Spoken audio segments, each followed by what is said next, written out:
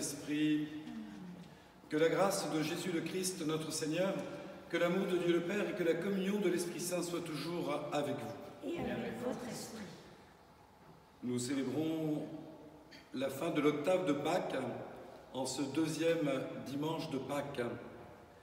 Ce deuxième reçoit aussi un autre nom depuis Jean-Paul II, c'est le dimanche de la Divine Miséricorde, fête instituée par Saint Jean-Paul II. Saint Jean-Paul II avait une grande dévotion pour Sainte Faustine, qu'il a canonisée en l'an 2000. Il aimait lire le petit journal dans lequel Sainte Faustine racontait ce que le Christ Jésus lui disait, lui révélait. Et il lui a révélé de manière éminente sa divine miséricorde. Et nous connaissons bien cette image peinte par Sainte Faustine elle-même, suite aux descriptions que Jésus lui a données, cette image où nous le voyons avec deux rayons sortant de son cœur, un rayon rouge et un rayon blanc, pour signifier le sang et l'eau, pour signifier l'amour et la miséricorde. Voilà, Sainte Faustine nous a traduit ce que Jésus lui-même voulait révéler au monde. Il a fait Jésus de Sainte Faustine l'apôtre de la miséricorde et aujourd'hui nous célébrons cette miséricorde divine. Alors je vous invite à être attentif à l'évangile du jour où vous trouverez tous les éléments qui viennent manifester précisément cette infinie miséricorde de Dieu. Entrons dans cette Eucharistie en reconnaissant que si le Seigneur est miséricordieux pour nous-mêmes, nous-mêmes nous manquons peut-être de miséricorde les uns pour les autres.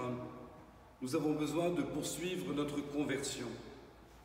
Nous avons besoin d'entrer davantage dans cette intimité de l'amour de Dieu pour nous-mêmes en rayonner, en vivre et en être les témoins. Reconnaissons que nous sommes pécheurs, toujours pécheurs appelés au pardon.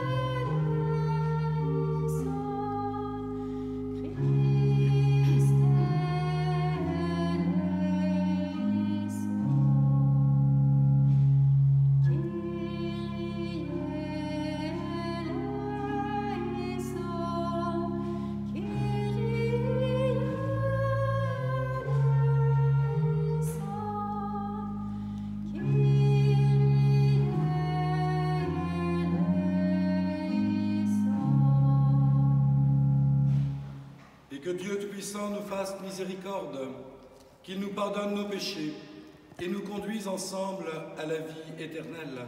Amen. Pécheurs pardonnés, chantons la gloire de Dieu.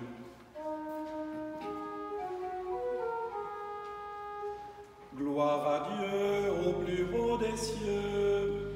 Et paix sur la terre aux hommes qui l'aiment.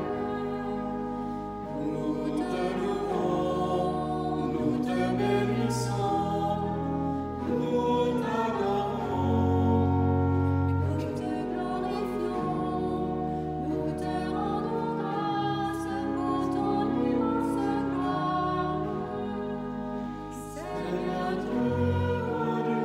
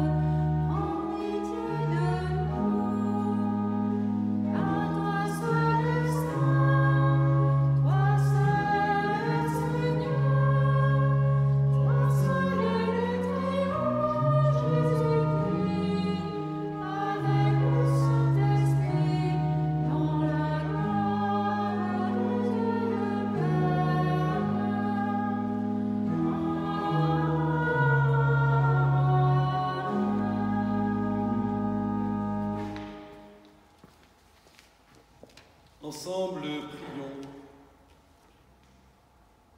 Dieu de miséricorde infinie, tu ranimes la foi de ton peuple par les célébrations pascales.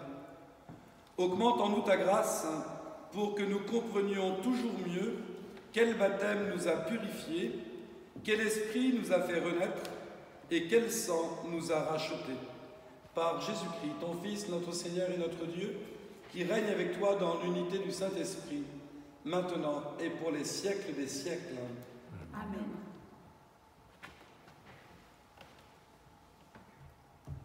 Lecture du livre des Actes des Apôtres. Les frères étaient assidus à l'enseignement des apôtres et à la communion fraternelle, à la fraction du pain et aux prières.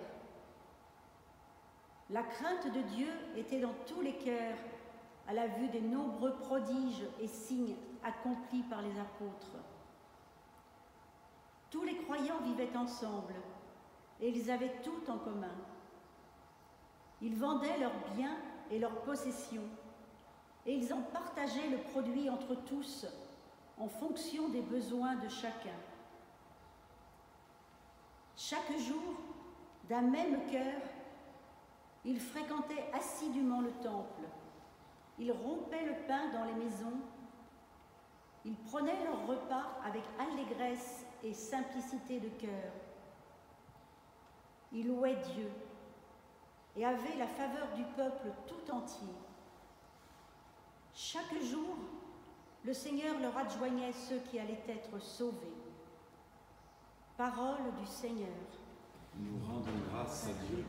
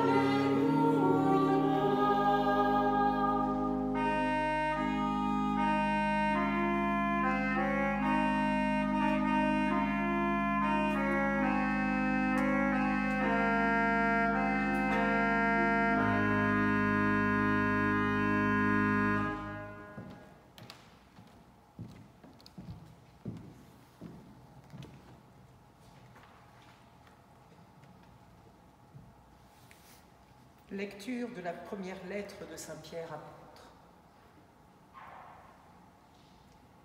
Béni soit Dieu, le Père de notre Seigneur Jésus-Christ. Dans sa grande miséricorde, il nous a fait renaître pour une vivante espérance, grâce à la résurrection de Jésus-Christ d'entre les morts, pour un héritage qui ne connaîtra ni corruption, ni souillure, ni flétrissure. Cet héritage vous est réservé dans les cieux, à vous que la puissance de Dieu garde par la foi, pour un salut prêt à se révéler dans les derniers temps. Aussi, vous exultez de joie, même s'il faut que vous soyez affligés, pour un peu de temps encore, par toutes sortes d'épreuves. Elles vérifieront la valeur de votre foi, qui a bien plus de prix que l'or, cet or voué à disparaître et pourtant vérifié par le feu, afin que votre foi reçoive louange, gloire et honneur quand se révélera Jésus-Christ. Lui, vous l'aimez sans l'avoir vu. En lui, sans le voir encore, vous mettez votre foi. Vous exultez d'une joie inexprimable et remplie de gloire, car vous allez obtenir le salut des âmes, qui est l'aboutissement de votre foi. Parole du Seigneur. Nous rendons grâce à Dieu.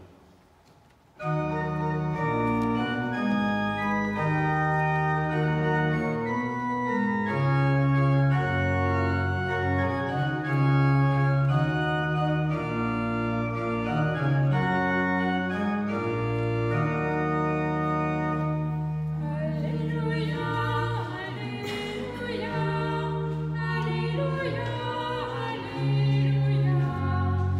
Alléluia, Alléluia, Alléluia, Alléluia. Thomas, parce que tu m'as vu, tu crois, dit le Seigneur. Heureux celui qui croit sans avoir vu. Alléluia, Alléluia, Alléluia,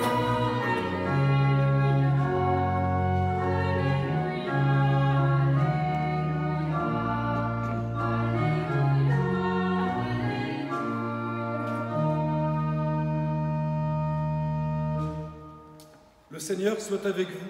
Et avec votre esprit. Évangile de Jésus-Christ selon saint Jean. Gloire à toi, Seigneur. C'était après la mort de Jésus. Le soir venu, en ce premier jour de la semaine, alors que les portes du lieu où se trouvaient les disciples étaient verrouillées par crainte des Juifs, Jésus vint et il était là, au milieu d'eux. Il leur dit : « La paix soit avec vous. » Après cette parole, il leur montra ses mains et son côté. Les disciples furent remplis de joie en voyant le Seigneur. Jésus leur dit de nouveau : « La paix soit avec vous. De même que le Père m'a envoyé, moi aussi je vous envoie. » Ayant ainsi parlé, il souffla sur eux, et il leur dit : « Recevez l'Esprit Saint. À qui vous remettrez ses péchés, ils seront remis. À qui vous maintiendrez ses péchés, ils seront maintenus. » Or l'un des 12, Thomas, appelé Didyme, c'est-à-dire jumeau, n'était pas avec eux quand Jésus était venu. Les autres disciples lui disaient : « Nous avons vu le Seigneur. » Mais il leur déclara : « Si je ne vois pas dans ses mains la marque des clous, si je ne mets pas mon doigt dans la marque des clous, si je ne mets pas la main dans son côté, non, je ne croirai pas. » 8 jours plus tard, les disciples se trouvaient de nouveau dans la maison et Thomas était avec eux. Jésus vient, alors que les portes étaient verrouillées, et il était là, au milieu d'eux. Il dit : « La paix soit avec vous. » Puis il dit à Thomas : « Avance ton doigt ici et vois mes mains. Avance ta main et mets-la dans mon côté. Cesse d'être incrédule, sois croyant. » Alors Thomas lui dit : « Mon Seigneur et mon Dieu. » Jésus lui dit : « Parce que tu m'as vu, tu crois. Heureux ceux qui croient sans avoir vu. » Il y a encore beaucoup d'autres signes que Jésus a faits en présence des disciples et qui ne sont pas écrits dans ce livre. Mais ceux-là ont été écrits pour que vous croyiez que Jésus est le Christ, le Fils de Dieu, et pour qu'en croyant, vous ayez la vie en son nom. Acclamons la parole de Dieu. Louange à toi, Seigneur Jésus.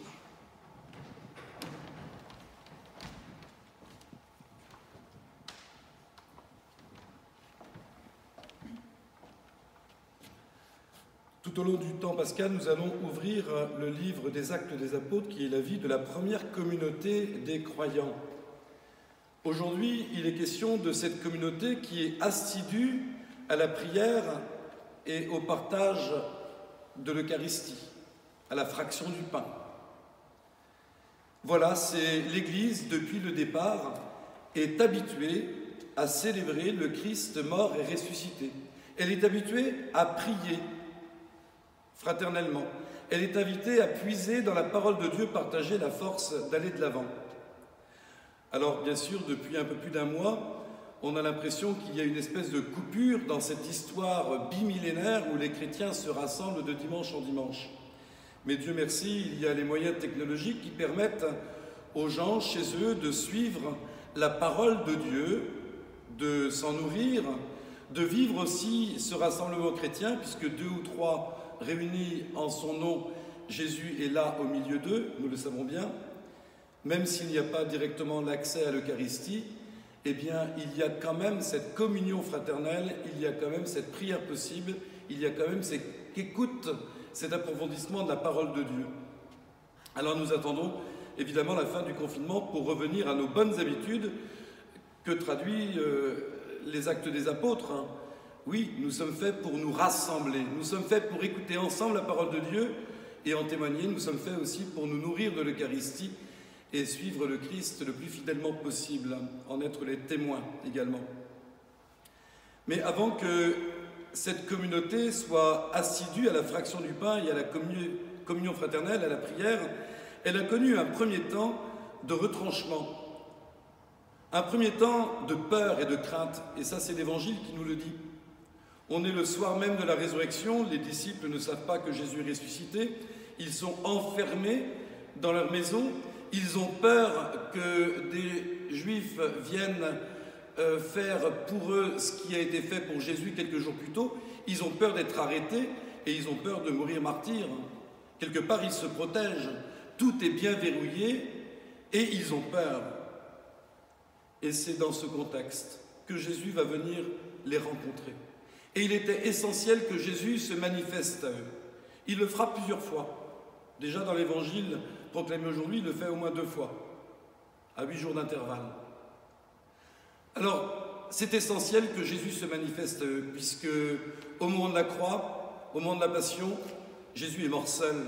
Il a été abandonné de tous, sauf dans l'Évangile de Jean, où le disciple bien-aimé et Marie étaient là au pied de la croix. Mais aucun autre des disciples n'est présent. Alors vous imaginez, pas seulement la peur des disciples, mais aussi la honte. La honte d'avoir abandonné celui qu'ils ont suivi et aimé pendant 3 ans. Et ils sont là, repliés sur eux-mêmes, honteux, humiliés. Et Jésus vient les rencontrer. Il se met au milieu d'eux. Et que leur dit-il? Il ne leur dit pas « Dites donc, vous étiez où quand j'étais dans ma passion? Vous étiez où quand j'étais sur la croix ?» Leur fait-il un quelconque reproche? Pas du tout. Il leur dit « La paix soit avec vous ». Et il va répéter cette formule 3 fois. « La paix soit avec vous ». Alors si nous nous posions la question « Pourquoi ce dimanche est-il dit le dimanche de la divine miséricorde ?» Nous avons la réponse. Jésus, quand il reprend contact avec les disciples après la résurrection, n'est pas du tout en train de leur faire des reproches. Où avez-vous été? Vous avez vraiment été des moins que rien. Vous m'avez abandonné. Aucun reproche. Jésus ne cherche pas à se venger. Il va donner sa paix. La paix soit avec vous. Alors voilà pourquoi ce dimanche est le plus qualifié, à mon avis, pour être celui où nous célébrons la divine miséricorde. Dieu est plein d'amour pour son peuple. Dieu connaît la misère de son peuple et il ne vient pas en rajouter. Il n'est pas le Dieu des reproches, mais le Dieu de l'encouragement. Et les disciples vont passer de la peur, de la trouille, à une joie absolument incommensurable. Ils sont heureux de voir le Seigneur victorieux de la mort. Ils ne comprennent plus rien, mais ils ne cherchent pas à comprendre. Ils expérimentent la joie intense de ce moment. Ils ne font que goûter ce plaisir de voir Jésus victorieux de la mort. Pour eux, ils ne sont pas dans le rationnel, ils sont dans l'expérience. Ils n'ont pas besoin de comprendre pourquoi Jésus est vivant, ils le voient, ils le savent, et ça leur suffit. Et nous arrivons à un autre personnage. L'Évangile nous dit que Thomas n'était pas là à la première rencontre, et j'aime beaucoup le personnage de Thomas, puisqu'il renvoie à pas mal de gens dans le monde actuel. Thomas, qui a entendu dire avec les autres disciples qu'ils avaient fait l'expérience du Christ ressuscité, lui, il n'y croit pas. Et il dit carrément, si moi-même je n'en fais pas l'expérience, vous pouvez me raconter tout ce que vous voulez, mais ça ne m'atteint pas, ça ne me touche pas. Il faut que je le voie. Et quand je l'aurai vu, j'y croirai. Et il le répète, assez lourdement d'ailleurs. 8 jours plus tard, nous sommes dans le même cadre, les disciples sont réunis et Thomas est présent, et Jésus vient se mettre au milieu d'eux. Et là encore, que dit-il?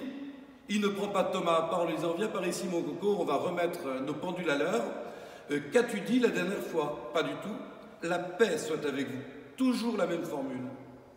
Et il s'adresse à Thomas en lui disant « Mais Thomas, avance-toi, mets tes doigts dans les marques des clous, mets ta main dans le côté. » Thomas ne le fera pas.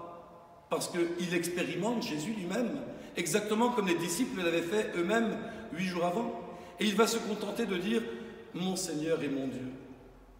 Et ce qui me remplit de joie, c'est qu'à travers ce Thomas, nous avons toute la manière dont Dieu se conduit par rapport au monde. Au monde qui, depuis la nuit des temps, est marqué par énormément d'incroyances.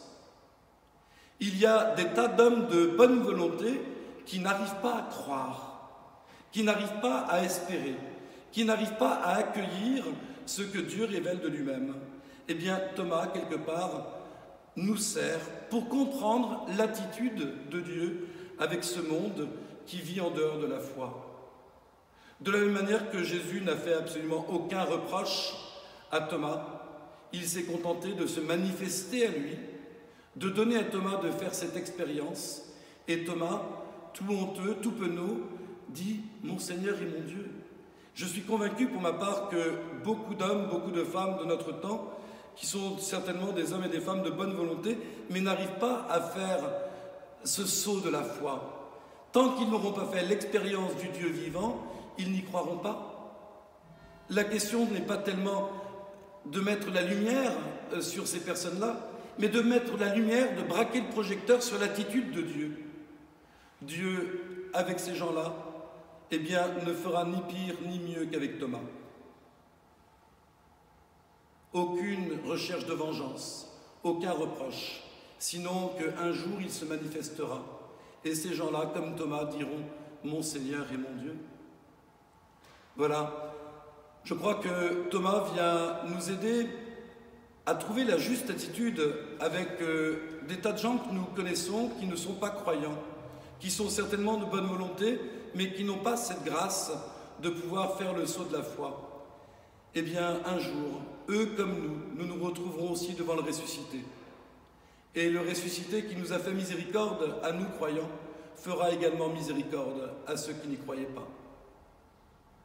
Et ceux qui n'y croyaient pas, quand ils se retrouveront devant lui diront tout simplement « Mon Seigneur et mon Dieu ». Ils feront l'expérience eux aussi comme Thomas en son temps. Alors, prions pour nos frères qui ne sont pas dans la foi, parce qu'il n'est pas nécessaire d'attendre le dernier jour, le jour où nous nous présenterons devant le Seigneur. Déjà, nous savons aujourd'hui, quand on est mené par la lumière de la foi, quel bonheur.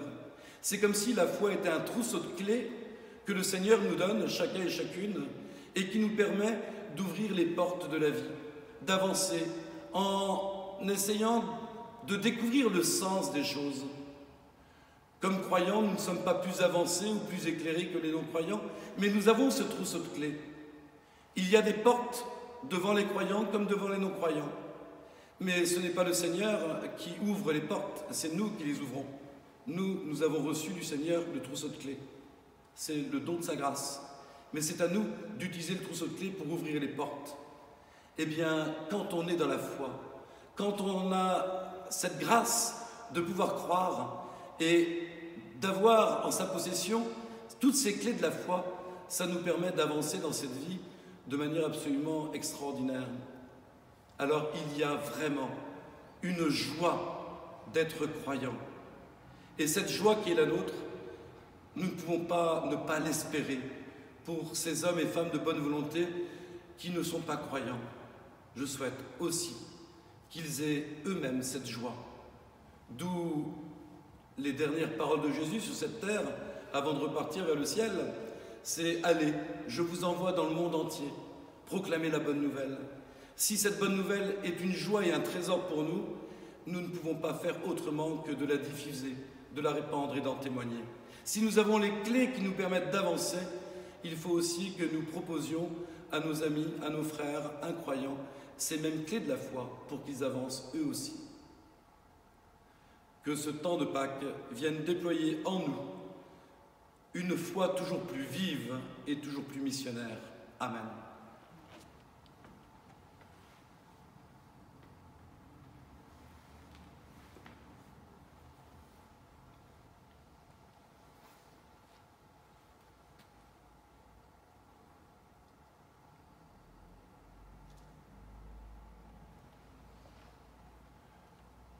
Redisons, frères et sœurs, avec fierté, cette foi qui nous caractérise, cette foi qui nous donne d'aller toujours de l'avant, avec une espérance inouïe.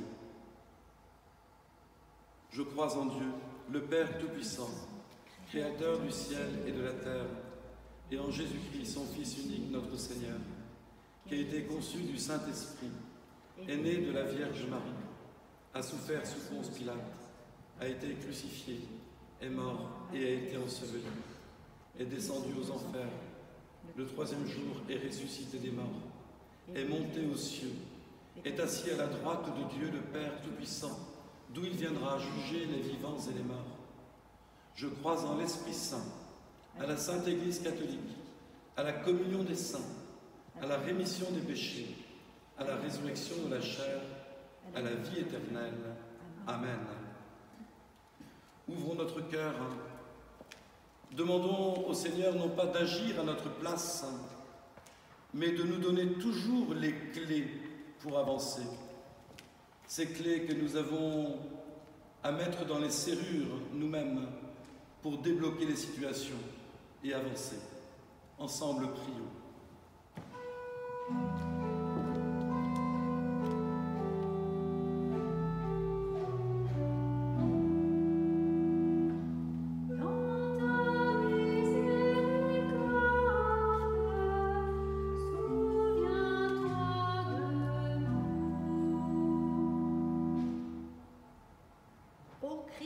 Ressuscité, tu sais notre manque de foi.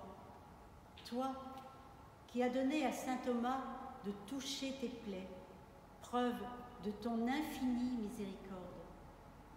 Tu nous invites aujourd'hui à te toucher dans ton Eucharistie et à te dire avec foi et amour, mon Seigneur et mon Dieu. Prions le Seigneur.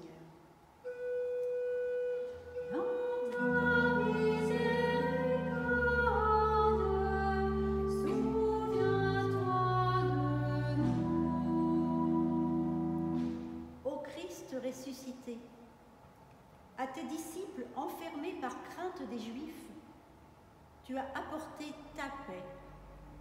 Que cette paix éloigne de nous la peur de la pandémie et du confinement et permette aux familles réunies dans de petits espaces de vivre cette épreuve avec patience, simplicité et dans l'espérance de ta miséricorde. Prions le Seigneur. Dans ta miséricorde, souviens-toi de nous.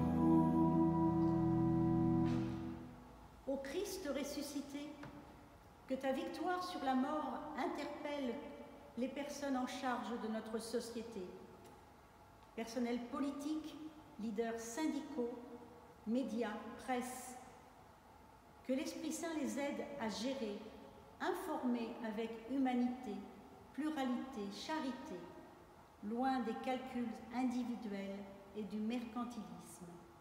Prions le Seigneur.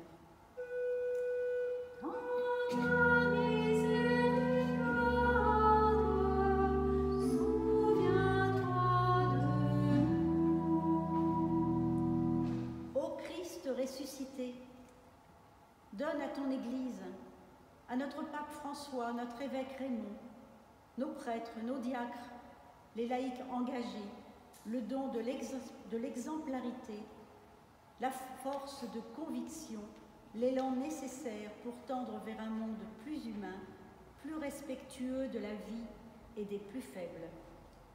Prions le Seigneur. Dans ta miséricorde, souviens-toi de nous. Dieu de miséricorde, tu donnes à ton peuple ce trousseau des clés de la foi pour que lui-même puisse déverrouiller les situations et avancer sereinement dans la joie et dans la foi. Nous te rendons grâce à toi, Dieu, qui nous soutient et nous encourage chaque jour pour les siècles des siècles. Amen.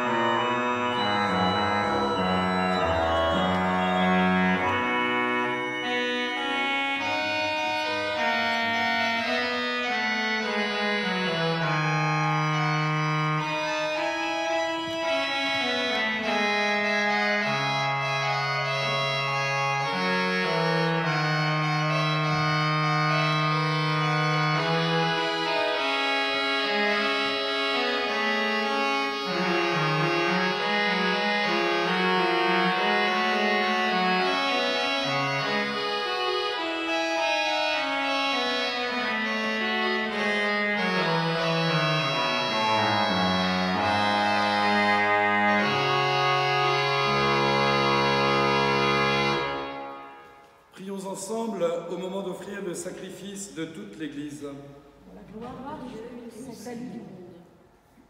Accueille avec bonté, Seigneur, les offrandes de tes fidèles, renouvelées par la foi et le baptême, qu'ils parviennent au bonheur sans fin.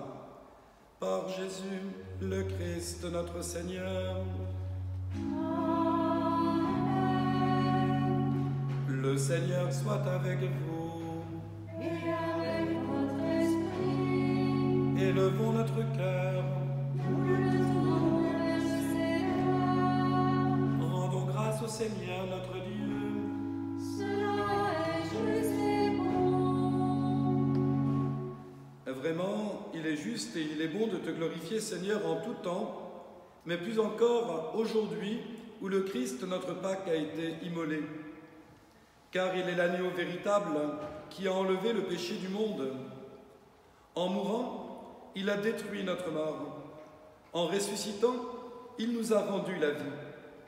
C'est pourquoi le peuple des baptisés rayonnant de la joie pascale, exulte par toute la terre, tandis que les anges dans le ciel chantent sans fin l'hymne de ta gloire.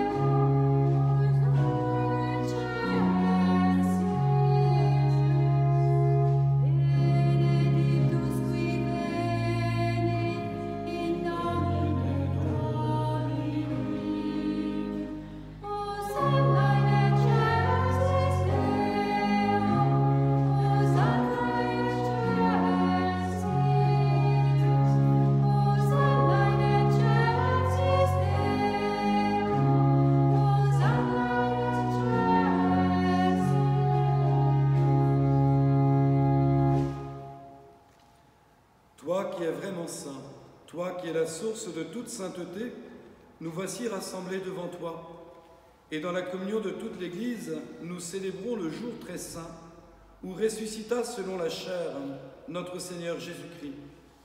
Par lui que tu as élevé à ta droite, Dieu notre Père, nous te prions.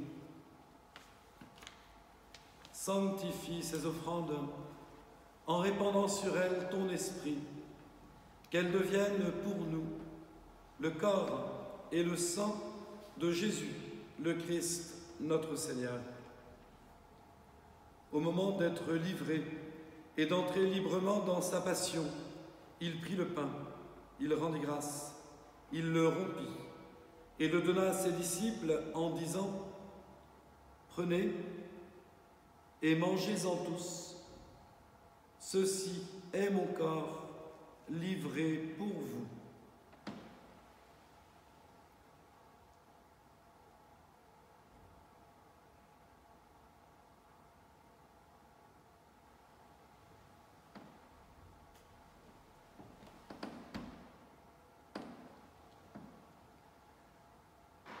De même, à la fin du repas, il prit la coupe. De nouveau, il rendit grâce et la donna à ses disciples en disant « Prenez et buvez-en tous, car ceci est la coupe de mon sang, le sang de l'alliance nouvelle et éternelle, qui sera versé pour vous et pour la multitude en rémission des péchés. Vous ferez cela en mémoire de moi. »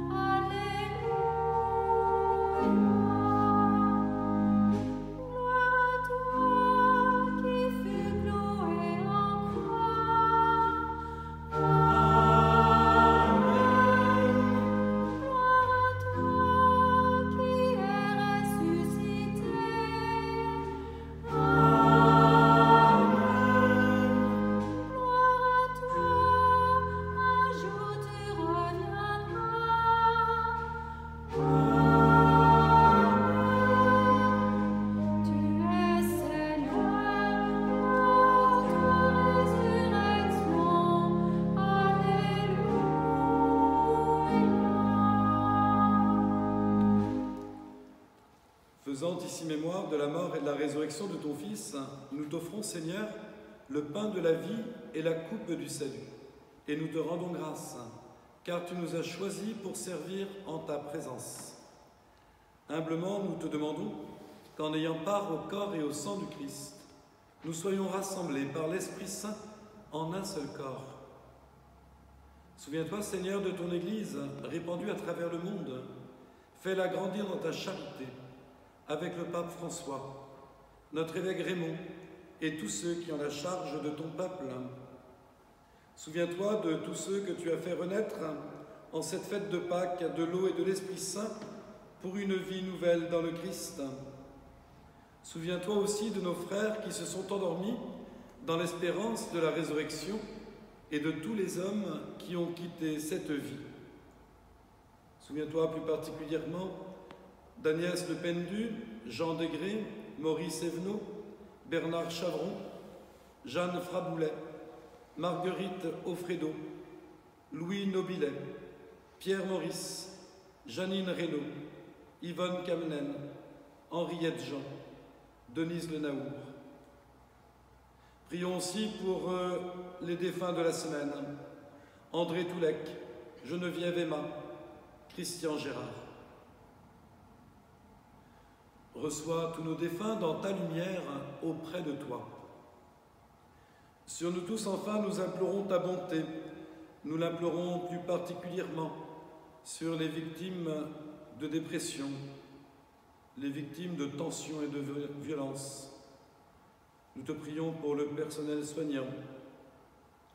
Permets qu'avec la Vierge Marie, la bienheureuse Mère de Dieu, avec Saint Joseph son époux, les apôtres, Saint Cornélie et les saints de tous les temps qui ont vécu dans ton amitié, nous ayons part à la vie éternelle et que nous chantions ta louange par Jésus-Christ, ton Fils bien-aimé.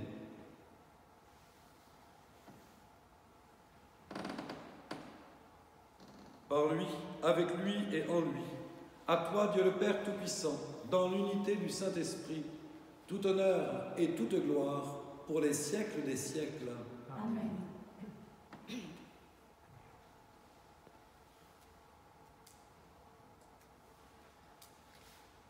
Unis dans le même esprit, ensemble, nous aimons redire « Notre Père, qui es aux cieux, que ton nom soit sanctifié, que ton règne vienne, que ta volonté soit faite sur la terre comme au ciel.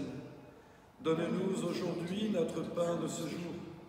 Pardonne-nous nos offenses, comme nous pardonnons aussi à ceux qui nous ont offensés. Et ne nous laisse pas entrer en tentation, mais délivre-nous du mal. Délivre-nous de tout mal, Seigneur, et donne la paix à notre temps. Par ta miséricorde, libère-nous du péché. Rassure-nous devant les épreuves, en cette vie où nous espérons le bonheur que tu promets et l'avènement de Jésus-Christ, notre Sauveur. Car c'est à toi qu'appartiennent le règne, la puissance et la gloire pour les siècles des siècles. Seigneur Jésus-Christ, tu as dit à tes apôtres, « Je vous laisse la paix, je vous donne ma paix. » Ne regarde pas nos péchés, mais la foi de ton Église. Pour que ta volonté s'accomplisse, donne-lui toujours cette paix et conduis-la vers l'unité parfaite, toi qui règnes pour les siècles des siècles. Amen. Que la paix du Seigneur soit toujours avec vous.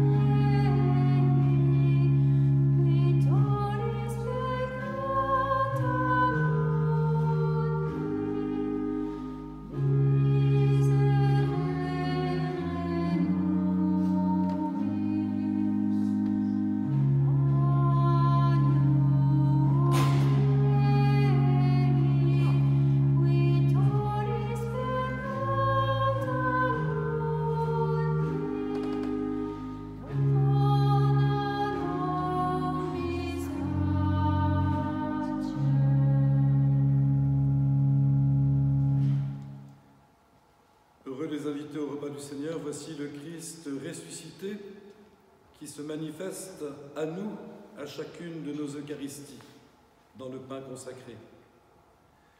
Le voici l'agneau de Dieu qui enlève le péché du monde. Seigneur, je ne suis pas digne de te recevoir, mais dis seulement une parole et je serai guéri. le corps et le sang du Christ nous gardent pour la vie éternelle. Amen.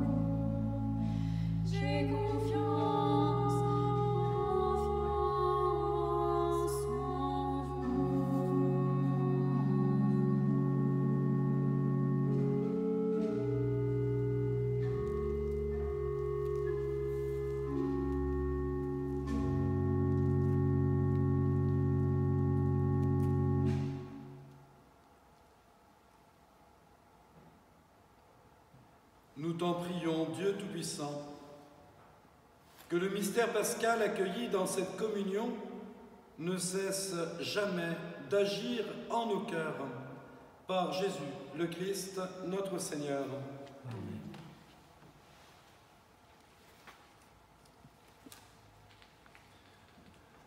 Quelques annonces paroissiales. Si vous souhaitez participer à la quête en ligne, vous pouvez cliquer sous le lien sous la vidéo. Nous gardons le lien avec les paroissiens sur notre chaîne YouTube, avec un certain nombre de méditations, de messages, de soutien, d'encouragement, que ce soit du Père Marc ou de moi-même.